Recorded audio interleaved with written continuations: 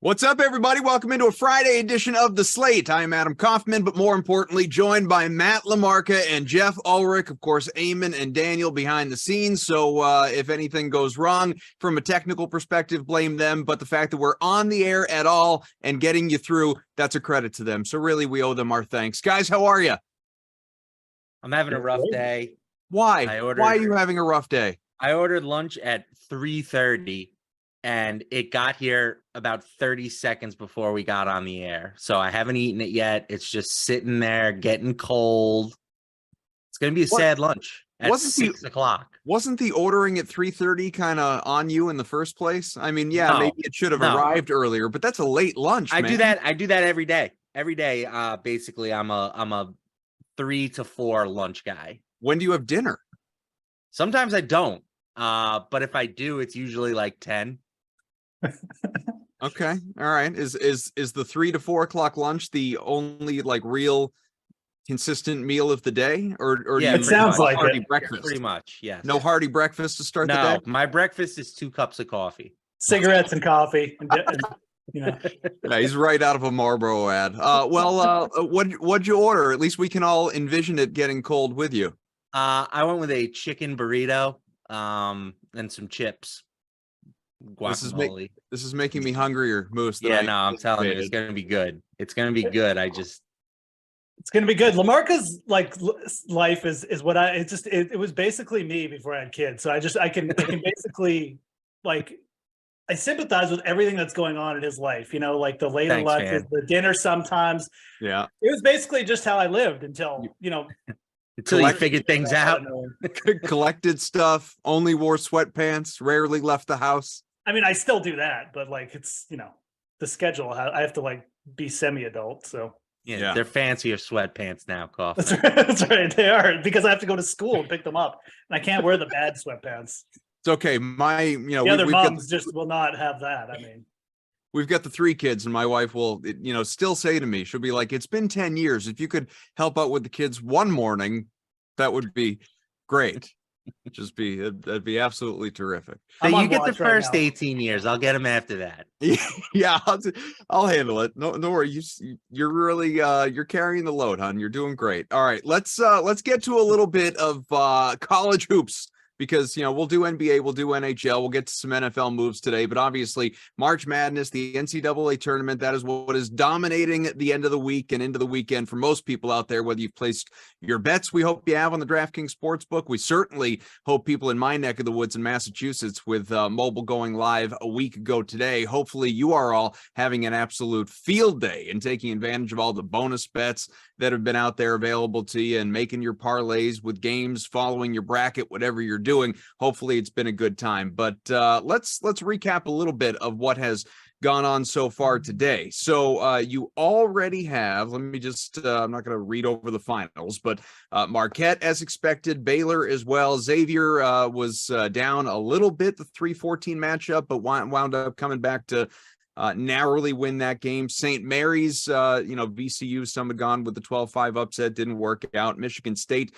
contrary to what I was looking for, beat USC in a 7-10 game by 10 points. Games that are going on right now, as you probably know, Pitt is looking for an upset against Iowa State. That is midway through the second half. You got Creighton on top of NC State. About the same time in the game, late in the first half, Iona is shocking UConn right now, but Connecticut's only down by 4. And of course, we got the later half of the games coming up in a little while. Any major takeaways, LaMarca, from what we've seen the first day and a half of the tourney? My big thing, first of all, it's gone pretty much as expected. It really hasn't been, other than March Arizona Madness so far. Yeah, and I think that people who know college basketball, and I don't put myself in that category, but I like to think that I know how to listen to those people. They did not like this Arizona team. Like if you looked at a lot of the advanced metrics, they were not strong. So like in my bracket, I had them losing their next game. So ultimately, now that said, like my dad had them winning the whole thing in our pool. So yeah, Final Four for me, man.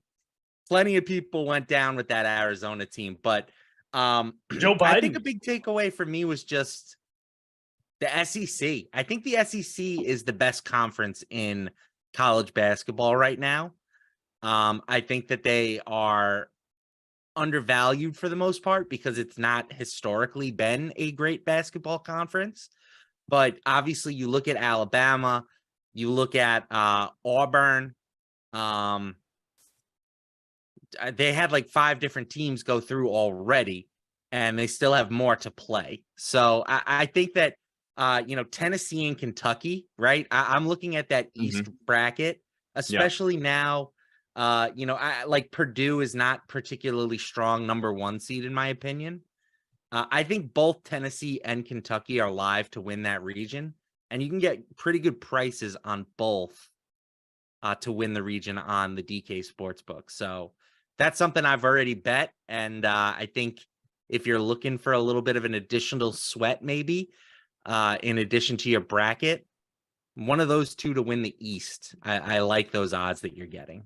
Just pulled them up here. So Duke is plus 350. Purdue is the favorite as expected, the 1 seed. Kentucky plus 900. So some of the teams that you were rattling off there. What is your general approach? This is what I think, some of the, again, like Massachusetts newbies or other states that have more recently, legalized things. What is your general approach to just betting the tournament, especially once it has gotten started? Are you more of a parlay guy? Do you like to bet games individually? Or are you looking at futures, kind of all the above? What do you do?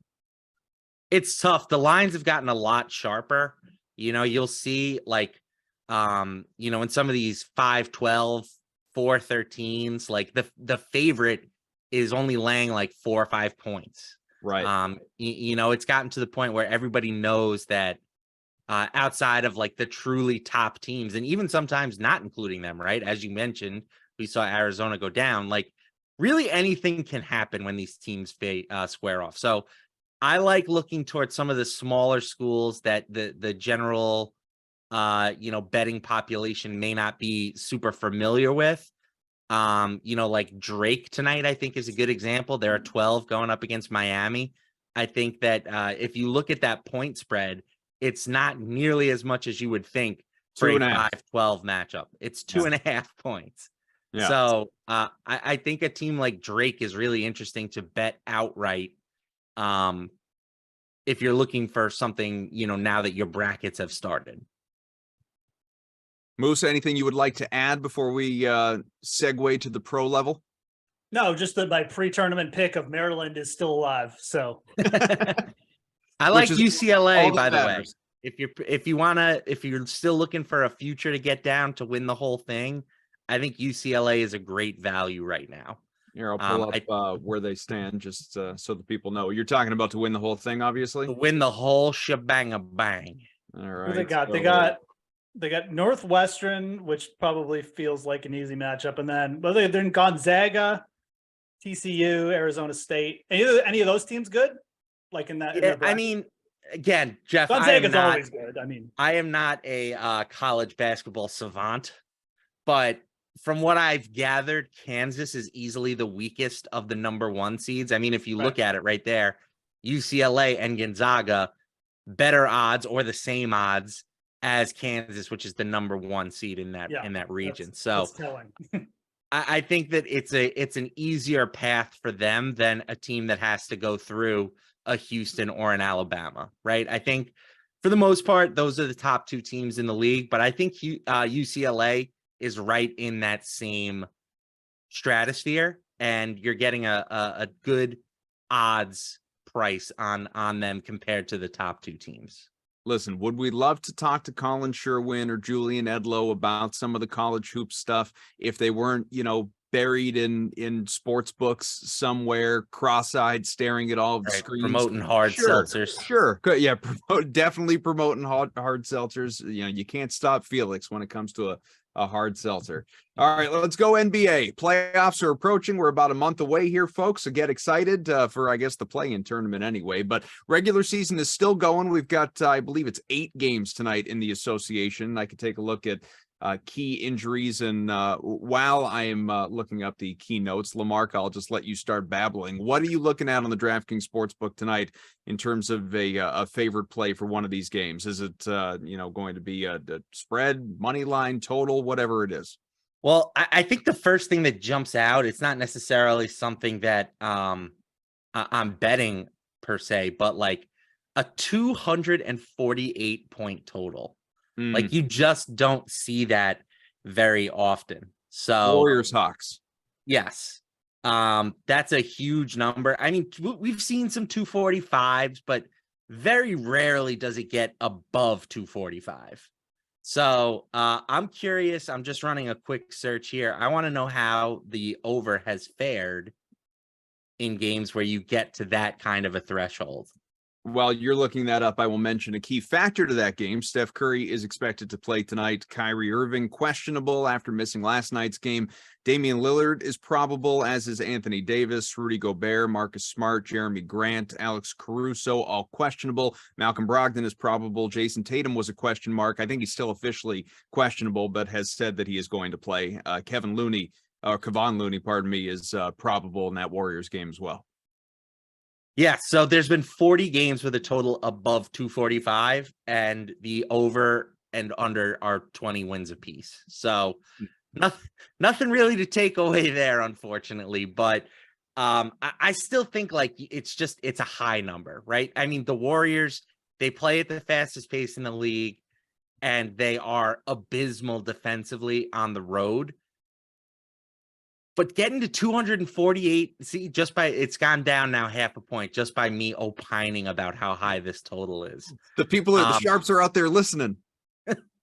I think it's too high. That's my takeaway. Some of your top fantasy plays tonight, and there are some expensive guys. You've got a half dozen guys that are in the 10K range and above, only one in the 11K, although he happens to be arguably the best play of the night when it comes to the studs, and that's Joel Embiid for Philly against Charlotte. Anthony Davis, again, is probable or questionable, whatever the tag that I read was, but in all likelihood, he's going to be out there. The Lakers just sort of play games with that stuff. He's a great play tonight. Damian Lillard as well. Steph, you could certainly make a case for Tatum also. You really can't go wrong in the stud department. I think Lamarca, the only guy I would not play in that range would be Kyrie Irving. Yeah, I think my favorite is probably Trae Young. He's been playing fantastic basketball of late. 1.53 DraftKings points per minute over the past month. He scored at least 49.5 in 4 straight, and he's gone for 59.5 in 2 straight. And as we mentioned, even though I think this total is a little high, it's still clearly the best game environment on the slate. So the Warriors are allowing more than 120 points per game in road matchups this season. Like, everything really seems set up for Trae Young to have a big night. Some really good opportunities for anyone that obviously you're making lineups in NBA tonight. Some good opportunities for Memphis also. Desmond Bane, Jaren Jackson Jr. You could look at Santi. Yeah. All good spots. Also some, well, it's mostly that game in terms of, kind of getting in toward value or mid-range guys. From there, it's just kind of scattered around, whether it's Ricky Rubio is in a solid spot tonight, or Yusuf Nurkic or Rudy Gobert, Kuminga for the Warriors, could chip into that point total. Guys like that are some of the value or mid-tier options that you could look at. Moose, we've kept you silent too long, my friend. So let's make this a real potpourri show and get into some puck talk, some NHL. What are you looking at on the docket tonight? Yeah, no, for sure. I mean, I gave my big Maryland call. That was a joke, by the way. I mean, please don't bet Maryland. But yeah, 4-game slate tonight. Probably, there's a couple nice spots that I like. I like the under in the Leafs Hurricanes game quite a bit. You got 2 teams without top offensive players. Svechnikov done for the year. O'Reilly's still out for the Leafs. I think this will just be a close back and forth affair. The unders have been really trending with the Hurricanes all season. If you just bet Hurricanes unders, you're probably a millionaire by now. Leafs have been trending that way lately as well too. So under 6 goals, I'll take that. Actually, still getting a good line at -105. I'm a little surprised that actually hasn't dipped, but I probably just talk. It's an NHL line, so I just don't think that many people bet NHL. They should though. And I kind of like, the line's moved. The line actually has moved on the Blue Jackets. I was going to say I don't mind the Blue Jackets as underdogs, but I'm not going to bet them if it's kind of a pick'em status. I do like the over in the St. Louis-Washington game as well, although that line has moved to -135. So what I would probably do with the Capitals and Blues is maybe look and maybe pick out some goal scorer props. I know I had a couple Patrick Laine from the Blue Jackets game. I still like. I think you can still get a good line on him. But if you go down, Jacob Vrana +250. He's moving to a top 6 role. He's been shooting the puck a lot. Obviously, some revenge factor there for Vrana as well on the Blues. So I don't hate that. And if you're looking down the Capitals lineups, a little bit harder to pick out, but I don't hate Tom Wilson either. Back inside of a top 6 role as well. So a couple of goal props from that game. I think that's a good one to attack. Also don't hate the Sabres tonight. If you're looking at guys like Dylan Cousins potentially for a goal prop as well. DFS side of things, I was just kind of looking at some of the options tonight, and I could pull up the pricing as well in a second, but is pricing odd tonight on DraftKings to you, especially when it comes to, some of the more stud caliber guys? I'm looking, it just seems like for what they're priced at, Austin Matthews, Alex Ovechkin, Johnny Gaudreau, Alex Tuck, you could look at, Tage Thompson, some of these guys, they're all in fairly excellent spots in terms of how they're priced on DK tonight. Yeah. You mean they're kind of bargains? Yeah. Yeah. I agree. Ovechkin to me stands out the most. Going up against St. Louis, who's just allowed a ton of goals over the last few games. The over's just been his smashing with St. Louis of late too. So Ovechkin at 8,100 looks like, I don't know why you go away from that. I would probably say if you're going to fade anyone, it would be Matthews. I think Tage Thompson's in a pretty good spot, although you can get access to the Buffalo top 6 with guys like Cousins for cheap. Tuck is up there a little bit now, but I don't hate it. He's been shooting the puck a lot. Jeff Skinner's only 6,700. These guys are all part of their top power play unit. So, you could pay up for Dahlin as well on the blue line and pair him with a couple forwards. I really like the Sabres tonight. That would probably be my favorite team to stack. When they go off their front line, their top 5 with the first unit power play goes off. So it's pretty easy. It's pretty simple there. I think Buffalo's the best team to kind of build around. But my favorite play would just be to play Ovechkin because he's only 8,100. Yeah, it's kind the of good news of playing Tuck is if he scores, you can go, This is Lamarcus' hockey contribution. It's almost as good as my basketball contribution. It's okay. And then, like I said, like Columbus, Anaheim, I wouldn't go nuts, but I think Patrick Laine at 6,500 is actually too cheap as well. He scored 5 goals in his last 10 games, been shooting the puck a lot. So I think Patrick Laine is it like a good one-off to get a little bit of exposure there? I kind of like Columbus, but I'd be looking to stack a little bit of Washington, definitely a lot of Buffalo. And, you could still look to play like some guys on St. Louis too. I mentioned Varane, he's only 4,500. The Capitals haven't been good lately either. So there is lots to pick and choose from. But it's funny because like the 2 best teams are like the teams I kind of feel like I would fade for DFS tonight, which is Carolina and Toronto. Well, like you said, only 4 games tonight, and as a result, obviously you're going to have a lot of repetition, not a whole lot of differentiation in terms of ownership. But to that end, is it a 2 goalie night basically? Like I'm looking at Samsonov, for Toronto, and this Anaheim goalie is arguably in an even better spot against Columbus. Yeah, I mean, I don't know if I'd trust the Anaheim Lucas. I can't remember Dostal or Dostal, but I might. It is kind of a tough night for goalies. I really do not want to pay 8,400 for a Buffalo goalie, whether if it's Luukkonen or Craig Anderson. I don't think they've decided there. Darcy Kemper has a little bit of appeal, but he's been very up and down. I would almost like lean towards Columbus in terms of the goal. I know Michael Hutchinson is just like, I don't even know why he's starting. I guess they're just out of goalies there, but it is kind of a rough night. I mean, you can pick your poison with Carolina and Toronto as well. Like, Samsonov is starting as well. You could go to the other side with Carolina, but it is a tough night. I would probably just lean Samsonov, like you said. He's probably going to be very chalky, though. He's only 7,500. I think if you were going to differentiate, taking a shot with the Buffalo goalie isn't the worst idea. The Philly offense is still bad. Luukkonen's pretty good. I think he's going to start tonight. He's been okay in spots, I should say. It's still like a bad spot for them, but they're going up against a weak offense. So I think like if you're going to differentiate, either going Carolina or Buffalo is probably where I'd go in that. I'm just looking at some projections, and as I always say, especially when Lamarcus here, there are different places you can get those. But Samsonov is projected to be in about 30% of lineups as things stand right now, and that's the highest of any player, let alone just goalies. And Ovechkin, to your point earlier, is right behind him.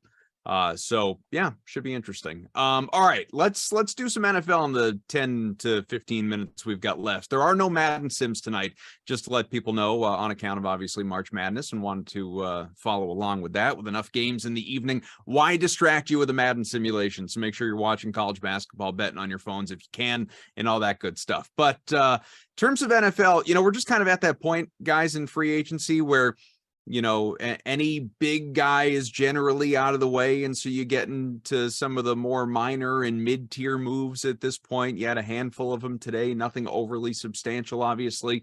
I think if anything, the most, I don't know if interesting is the right word for it, but maybe the most notable sort of thing to happen all day for me, even though it's a foregone conclusion, is Alan Lazard being introduced with the Jets and saying like he's so excited that Aaron Rodgers is his quarterback again, even though that trade hasn't been made and he's still technically a Packer. So that whole thing is just sort of an embarrassment as it goes right now. But Lamarcus, since it was your turn in timeout, what has stood out to you in terms of the moves made today?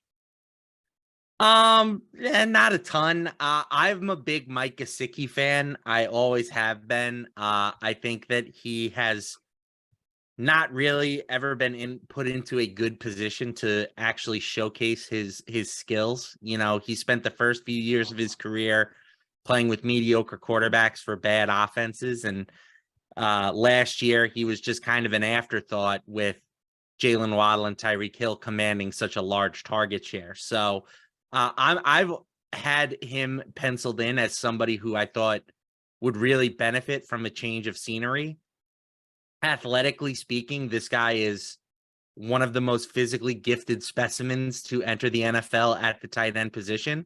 So I think your Pat's got a good player with Gesicki. Now, from like a fantasy standpoint, he still is going to be in a 2 tight end type of committee, which is not ideal.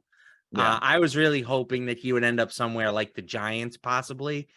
But that kind of became not really a possibility after they traded for Darren Waller. So I think it's a good signing for the Patriots, but I'm a little bit disappointed as far as the landing spot for fantasy purposes. Yeah, and obviously, to your point, he's going to be not just sharing the load with Hunter Henry, but really kind of competing with him. He's already a trusted target for Mac Jones in the end zone in particular, or red zone. So we'll see. But Moose, what about you?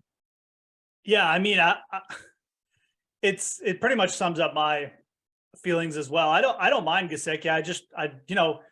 I want to see him in a better offense. I just don't think there's going to be.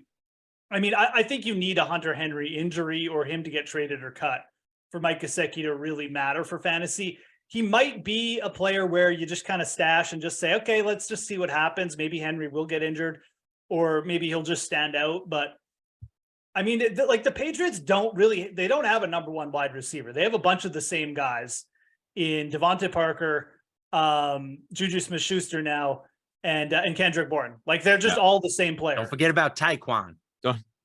Tyquan actually could be good. Yes, I mean, it's actually good. It's a fair point. One. I shouldn't forget about him. I was going to say, don't forget about Nelson Aguilar. No, you can forget about him. Yeah, we know he'll flash one game. We're like, oh yeah, he's good. And he'll drop 10 passes and be like, no, he's not. Yeah. Thornton is actually, you're right. Like that is like the one guy who could develop into something more. But like, there's room for an athletic tight end for Gesicki to maybe make a move here. I mean, is he going to become the next Travis Kelce? I don't know, but like, there's some potential lurking with him. I mean, Mark Andrews wasn't that great his first couple of years in the season either. He didn't do much, and he became the focal point of the Ravens offense. So I think Gesicki is a really interesting player too. But there's hurdles. There's a lot of obstacles into him becoming like a top 12 tight end for fantasy next year. So player to keep an eye on for sure. I definitely like the signing. I like it way more than the Juju Smith-Schuster signing for the Patriots. I don't know if it's going to matter as much for the to make the Patriots. I just think the Patriots are so behind the 8 ball right now. So to that end, just before you transition to a different move made today, while we are talking about the Patriots, I agree with everything that you just said, especially like how much does he really move the needle? I would say, and I think most Pats fans would probably agree, or just people around the NFL that follow the league. The most substantial move the Patriots made in the offseason in terms of acquisitions so far, was Bill O'Brien to come in and run the offense. Now we can see if Mac Jones is going to not just take a huge step from his sophomore year, but even build off what he did when he was actually good as a rookie with all of these different pieces around him. What I'm wondering and bringing this up is Bills are still the class of the division. Dolphins are close behind, and I'm not even certain that they're a finished product. Like, people want to obsess about the Brady rumors still. Lamar doesn't have a home yet, even though Miami said, yeah, we're not doing it. We'll see. And then obviously the Jets, it's not official, but they're going to get Aaron Rodgers. So is there any move, like while there are these DeAndre Hopkins rumors or Jerry Jeudy rumors, is there any move the Patriots could make that pulls them out of fourth in the division right now? I would say probably not. I do just want to defend the Juju Smith-Schuster thing, because I do agree that on the surface, like it was definitely a bit of a head scratcher, but the Patriots offense like desperately needs guys who can play make, and Smith-Schuster is better than Jacoby Myers in one particular area, being run after the catch. So it was a disappointing year for Juju overall in Kansas City, but he was 5th in the league in yards after catch over expectation. The only guys who were better were Jalen Waddle, AJ Brown, Deebo Samuel, and Jamar Chase. Yeah, that's pretty damn good company. So, the fact that you're getting rid of Jacoby Myers, who I get that he was like a fan favorite, good slot receiver, but guys like that are pretty easy to find. Yeah, they come around pretty frequently. I don't care about the fan favorite thing, although yes, he was or is or whatever. I care about the reliably caught the ball and moved the chains. Like, he was when he was healthy, which more often than not, his first couple of years before this year he was. he was a reliable guy to get first downs. I don't know if Juju is going to be that guy. That's why, like, you bring up the slot position, which obviously Juju is not that going to be used that way. You know, I don't necessarily think Thornton will or should be either. So maybe they draft that guy. Maybe, you know, what caught my eye earlier and it is like Isaiah McKenzie cut loose by the Bills. He'd be perfect in the Pats slot. Yeah, I mean, Juju does play a lot of slot snaps. Yeah, I would say that's probably a better position for Juju. Like I think Juju, as opposed to playing him on the outside and actually being a true big game threat. I don't think I mean, look, the yards after contact info is like, it's interesting, legitimately. I mean, I didn't know that. So, I mean, I think that is interesting. But I think that where he'd be most effective is that he's an oversized slot receiver. So yes, if you want to take advantage of that, the fact he's good after the catch and he can make some plays, like he didn't win a ton of targets with the Chiefs last year, and they were in man, covered in man a lot. And I think that, you know, he needs to be in the slot and like get schemed open a little bit more, kind of like he was in Pittsburgh when teams had to double Antonio. I just look at Juju Smith-Schuster as if he's not working alongside a better receiver, it may be hard for him to get the opportunities. So that's why I don't really like the signing, because the Patriots don't have that guy. They don't have like a Justin Jefferson to put alongside him, but it doesn't mean that he can't be effective either. That would have been a better situation for him. But so if they went out and gave up a first for Jerry Jeudy, would you all of a sudden like it a lot better? Well, I don't know if Jerry Jeudy is that guy either, but I would like that a lot better for sure. And I would like if they went out and got DeAndre Hopkins, I think that then you have Hopkins with potentially Juju Smith-Schuster working the slot as an oversized slot receiver with this new information that Lamarck has given me about, after the catch and stuff. I think that sounds a lot more appealing. But if it's just Smith-Schuster and then you're relying on just him to kind of get open without teams having to worry about anyone else, it could be more of the same that we saw from the Chiefs, which is just like kind of lackluster, to be honest. So let's be honest. This whole thing really just is going to come down to Mac Jones. Mm-hmm. I still for sure am not convinced that Mac Jones is the guy. So how could you be? Right. Well, I don't know. You're a Boston guy. I'm sure there's a few people up there who think that he's the guy. I think a lot of people felt that way after his rookie year, and then we saw what would happen last year. That's fair. But yeah, he's got to play better than he did last year. And hopefully, as you alluded to, getting a real offensive coordinator in the door will help. But ultimately, your pass catchers are only going to do so much. It comes down to the quarterback position. It's kind of sad that that's what NFL analysis really is it's like 75% quarterback play. Yeah. Well, that's why, the Jets, like we were talking about it the other day, the Jets pre-Aaron Rodgers go from whatever, some talented pieces and a good defense to some people will call them a Super Bowl contender as soon as you get Rodgers through the door. It is a quarterback league, and that is not a revelation. That is not new. It's been that way for many, many years. That's you should try to the way it works. That. Yeah, I know, right?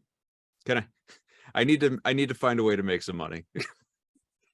It was not, I should mention too, it is not my Pats homer bias that even derailed that conversation. It was more so the fact that the Pats are actually a team with Gesicki today, Juju, yesterday or the day before, that has actually made some moves at the skill position as of late. Anything else, Jeff, today? Because Mariota, whatever, he's signed to be a backup in Philadelphia. Is there a move that is notable to you at all that other than, Gesicki, as we talked about? I mean, I think the Mariota move it's not significant for fantasy, although the Eagles have potentially a future problem with Jalen Hurts running the ball so much, getting injured. He got banged up. I think they've done well to address that problem. The Mariota move may not seem like much, but it's a player who, set career high in rush yards last year. He's going to be able to seamlessly fit into the Eagles offense if they miss Jalen Hurts for 3 games or something. I think it's actually a significant move. I think it was a really, really smart move because there's just nobody else out there in the backup department really that I can think of who fits better for Philadelphia. I mean, it just makes so much sense. So, if you're looking for Eagles futures, you have to be pretty happy about this. I'm not necessarily going to be doing that this season, but that's mainly because I have worries about their defense right now, just not being as good. But I think their offense is going to be in good shape because you've kind of plugged a hole here where if you lose Hurts for a bit, you could definitely still win games with Mariota, and your offense won't take a hit because it's such a run heavy scheme. So I actually look at that as actually being a fairly significant move, even though it's not going to move the needle for most people. But the only other ones I can think of really off the top of my head is just the Giants getting Slayton back, who I don't hate. He's a big body, pretty solid outside wide receiver. He ran like a 4.39 out of college. And then Paris Campbell, who adds depth. If Wan'Dale Robinson doesn't come back the same, or he goes down again, maybe Paris Campbell can be the guy a little bit. The Giants certainly needed a little bit of depth at those positions. So I'll be honest. I'm getting a little bit interested in the Giants for next year. They have a very solid coach. Everyone's assuming Daniel Jones is going to stink again, but if they can shore up the defense a little bit? I mean, Philly's defense really kind of just stunk in the Super Bowl, and it just has me worried that you may see more of the same from Philly in next season if Hurts does get banged up. Maybe they're more vulnerable than people think. So Giants a little bit interesting to me with the moves they've made. I'm just and football works differently than other sports. You don't have like the 2-month playoff run playing every night, playing an extra 30 games in some cases. I'm always skeptical that a team is going to get back there the next year, even if win or lose. It's just that takes a lot out of you. But yeah, they have to play more particularly games. If you lose. It's been proven to be tough. Yeah. But Lamarca, anything to add to that? I don't see it with the Giants. I'm with Jeff and being a little bit skeptical of the Eagles. I would probably just pivot to the Cowboys in that situation.